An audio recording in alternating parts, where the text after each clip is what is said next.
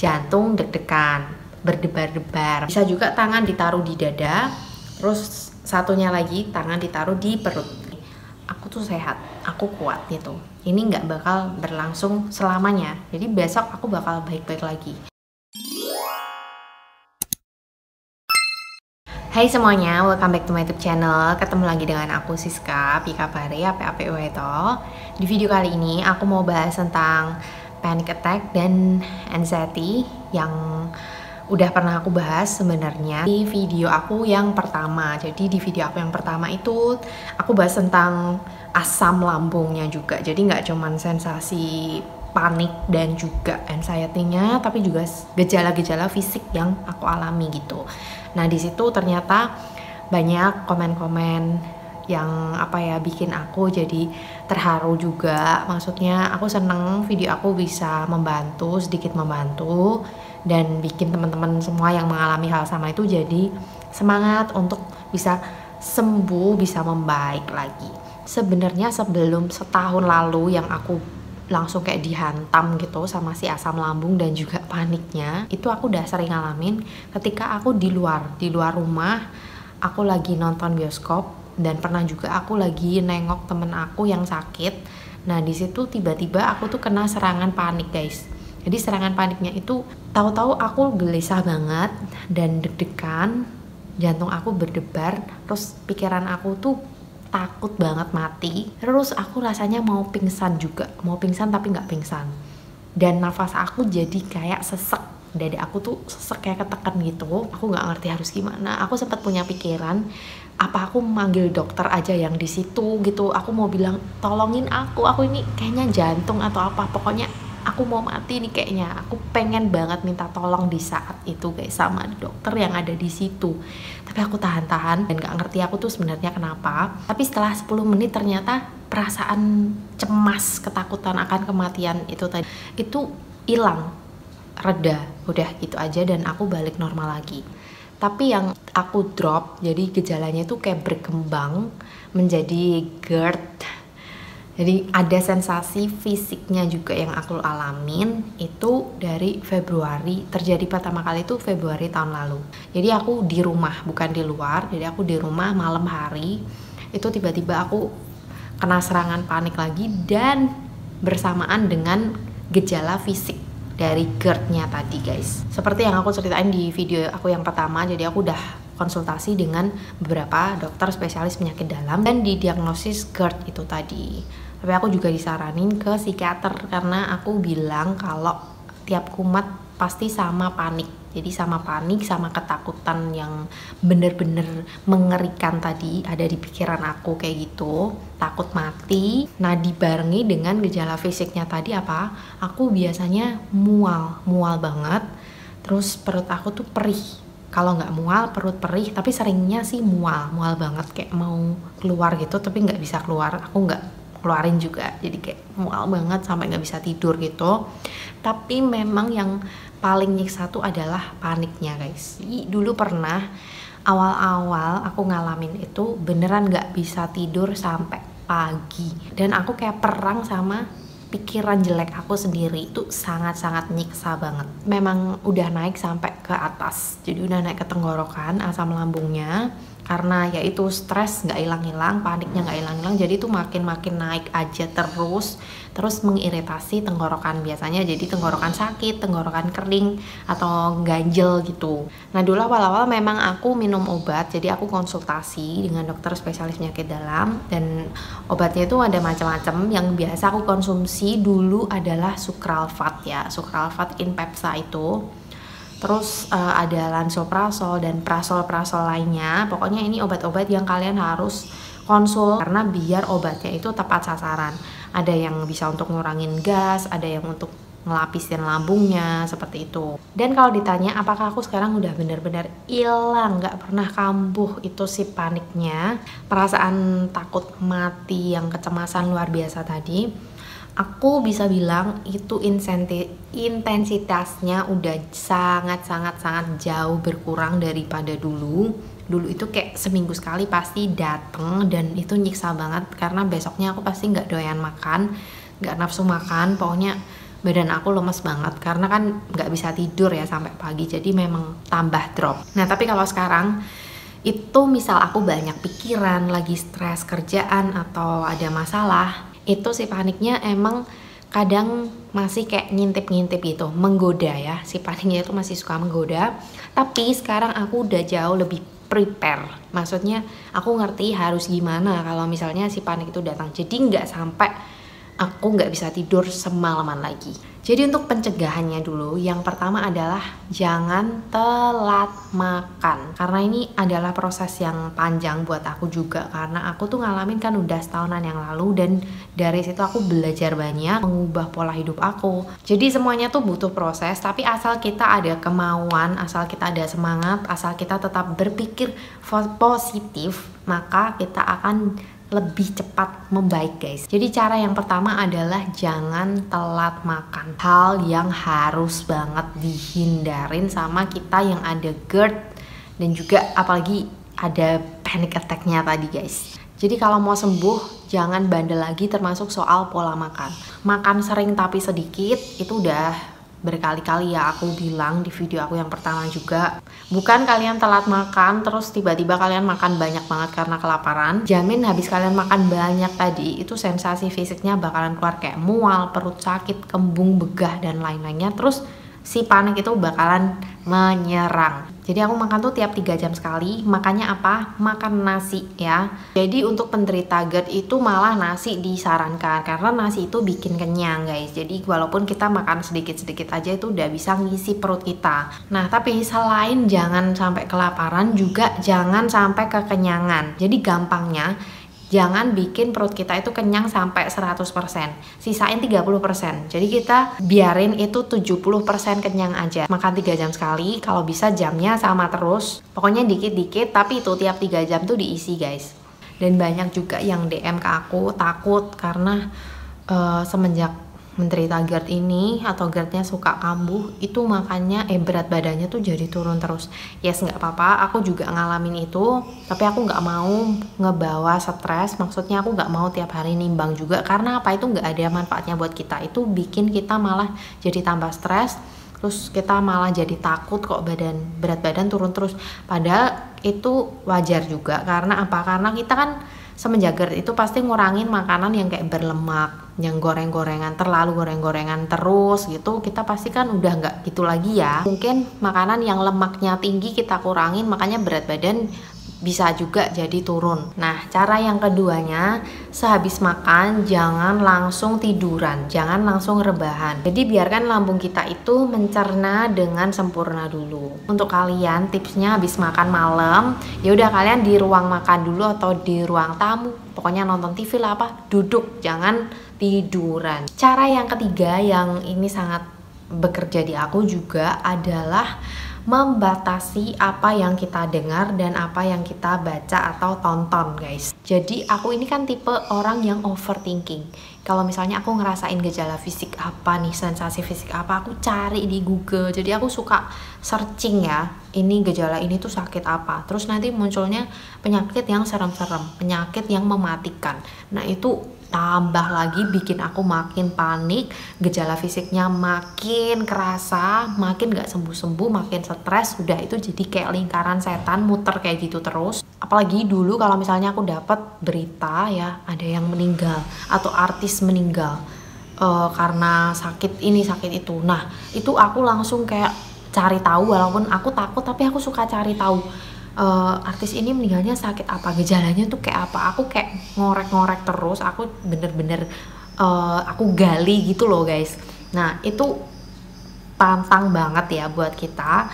Jadi sekarang kalau misalnya kita dengar berita apa ya udah sebatas tahu aja ya, tapi lebih ke jangan ngorek-ngorek, jangan kita gali-gali info, kita pengen tahu banget nih gejala apa sih, terus kita nanti bakalan kayak nyamain sama gejala yang kita alami.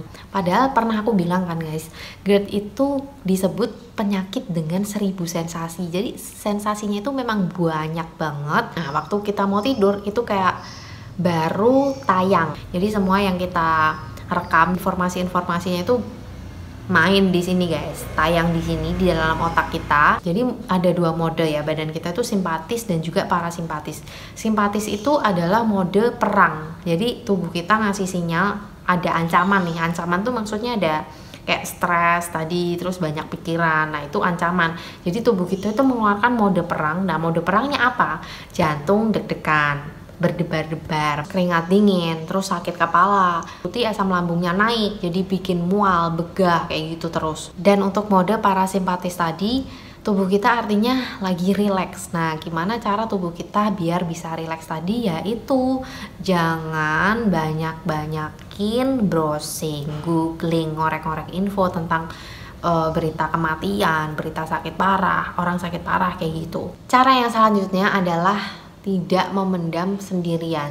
Jadi untuk yang sudah berkeluarga terutama ya, harus cerita ke pasangan kalian. Nah, bisa dibilang aku udah jauh lebih membaik juga karena support, dukungan ya suami aku. Jadi aku saranin teman-teman untuk berani menceritakan yang kalian alamin, gak apa-apa, cerita aja. Dan kalau misalnya mereka belum paham, kayak mereka tanya sensasinya tuh gimana sih gitu loh, panik itu maksudnya apa, anxiety itu apa.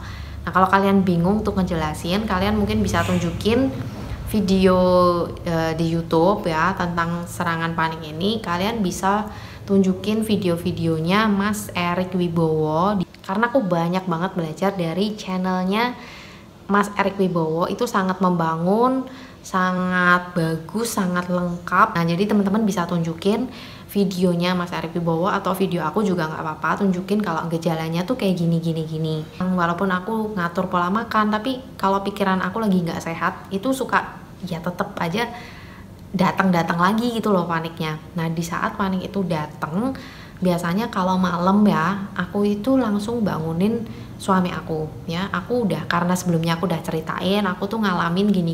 Kalau GERD paniknya datang, aku takut mati, takut ini, takut itu. Sehingga waktu aku kumat ya malam hari, itu aku langsung kayak bangunin dia. Kalau dia udah tidur, aku bangunin, aku bilang aku kumat. Aku cuman bilang gitu, terus dia udah ngerti. Jadi dia bangun, dia nemenin aku sampai aku bisa tidur lagi. Dan pernah ada yang DM juga ke aku nih, yang sharing soal ini. Dia ini seorang wanita, sudah berkeluarga, dan ketika si paniknya datang, dia juga bangunin suaminya, terus dia diajak puter-puter naik mobil, cuman di jalan muter-muter, terus sampai dia ketiduran sendiri, sampai dia ngantuk sendiri. Jadi ini membuktikan bahwa memang support orang terdekat kita itu penting banget.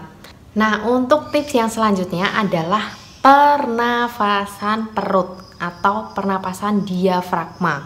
Biasanya kalau panik itu datang adalah muncul sensasi sesek ya. Saat kita mulai bernafas pakai perut atau diafragma, itu nanti bakalan lega lagi, dan itu juga bisa meredakan kepanikan tadi. Itu yang udah aku praktekin. Kalau teman-teman bingung pernafasan perut atau diafragma itu kayak gimana, aku ini juga nonton dari YouTube-nya Mas Erik Wibowo. Jadi teman-teman itu duduk dalam posisi kayak gini.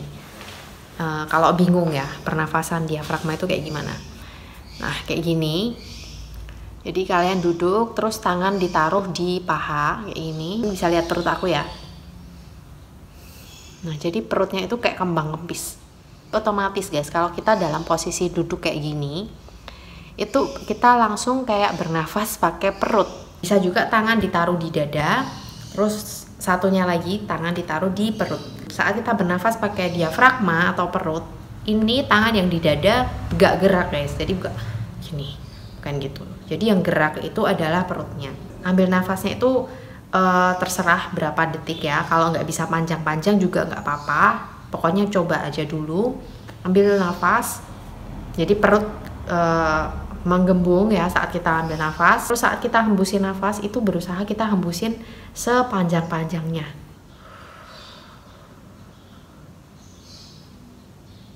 Jadi saat kita keluarin nafas, mulutnya bisa dibuka sedikit terus gitu, itu perut bakalan kayak mengempis. Nah, itu kita berusaha hembusin nafas sebanyak-banyaknya. Kalau kalian dalam posisi tidur ya, itu usahain kepala lebih tinggi dari badan ya. Biasanya sih aku bantalnya itu lebih tinggi ya. Ini beneran membantu, enak banget. Nah, tips yang selanjutnya adalah fokus ke indera pendengaran aku. Jadi kalau malam itu kan lampu kamar aku udah aku matiin ya, jadi kayak gelap gitu. Nah, itu aku diem. Jadi kalau misalnya aku udah ngerasa kayak panik-paniknya udah mulai menggoda, selain aku bernafas tadi, aku lakuin tips yang lain.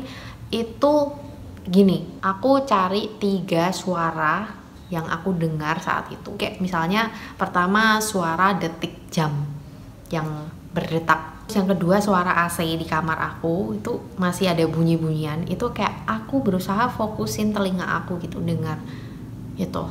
Jadi aku cari lagi, kan tadi udah 2, terus aku cari satu lagi suara yang aku dengar di saat itu. Jadi biar fokus aku tuh ke sini. Jadi kalian bisa cobain tips-tips ini tadi yang bekerja di kalian yang mana ya. Tips selanjutnya yang ini juga bekerja di aku untuk mengurangi sensasi fisik dan juga paniknya, yaitu membuat tubuh kita tetap hangat.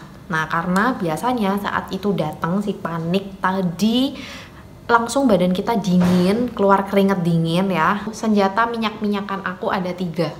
Nih, yang pertama adalah minyak eukaliptus aromaterapi yang original, ini yang caplang. Jadi ini berfungsi saat perut aku tuh perih, kembung, begah ya, berbarengan dengan paniknya tadi. Aku olesin ini agak banyak di perut aku. Jadi ada kan beberapa minyak, yang pertama dioles itu hangat panas, tapi lama-lama dia malah bikin dingin gitu loh, sensasi kayak anyep-anyep gitu. Nah ini tuh enggak, jadi dia beneran enak banget diolesin di perut, bisa meredakan begah, kembung gitu. Terus yang selanjutnya minyak kutus-kutus. Ini dulu pertama kalinya aku cobain tuh belinya di Guardian. Di Guardian harganya 200 ribuan, karena harga resminya tuh memang 200 ribuan. Tapi yang kedua kalinya aku beli di resellernya, harganya tuh lebih murah di Shopee ya. Nah, ada nggak sih teman-teman yang kalau kumat itu suka pegel-pegel, linu, kenceng gitu lehernya? Aku soalnya kayak gitu. Nah, ini kalau kita nggak ada sensasi apapun, kita lagi sehat-sehat aja, pakai ini kayak nggak ngaruh apa-apa, karena ini dibilang ada anget-angetnya, panasnya juga enggak. Tapi aku juga nggak ngerti kenapa ini minyak bisa banget untuk ngeredain pegelinu aku, dan kayak sensasi yang mual-mual tadi itu lumayan banget. Pokoknya 2 ini bagus banget untuk yang mual, begah. Terus kalau pegelinu emang terutama pakai ini. Terus yang satu lagi ini kalau buat sakit kepala. Jadi kalau lagi stres banyak banget pikiran ya, walaupun nggak pakai panik pun, aku selalu olesin ini guys di kepala aku, di jidat aku sini. Aromanya pun juga enak, kayak relax gitu loh pakai ini. Tips yang selanjutnya, yang ini juga termasuk dalam mengubah pola hidup, yaitu jangan begadangan. Jadi aku udah cerita di video aku yang pertama. Dulu itu sebelum aku bener-bener drop ya di Februari tahun lalu, itu pola hidup aku ngawur banget. Jadi udah sering telat makan, orangnya overthinking, suka menganalisa kejauhan. Terus itu pola tidur aku yang bener-bener nggak karuan. Jadi aku tuh kalau tidur bisa jam 4 pagi gitu baru tidur, dan ya main handphone lah, nonton Korea, pokoknya begadangan ya. Begadangan itu memang nggak baik untuk badan. Kita begadangan itu metabolisme tubuh kita jadi nggak karuan, jadi terganggu juga. Jadi di luar nggak baik buat kesehatan fisik, itu juga buat pikiran nggak bagus, karena bikin kita lebih cepat stres ya, otak kita nggak istirahat. Itu sekali lagi, begadangan itu nggak ada manfaatnya. Dan tips selanjutnya adalah membangun kepercayaan. Nah, membangun kepercayaan ini apa? Bahwa kita harus menanamkan di pikiran kita bahwa kita ini mungkin diizinkan GERD ini tadi datang ke kita supaya kita bisa memperbaiki kualitas hidup kita. Jadi dulunya aku juga kayak protes gitu ya, bahkan aku protes ke Tuhan, kenapa sih Tuhan izinin aku ngalamin kayak gini gitu. Dan sampai aku pernah turun berat badan banyak banget, drastis gitu kan, karena kalau tiap aku panik ya seperti aku bilang tadi, besoknya aku tuh pasti sama sekali nggak nafsu makan.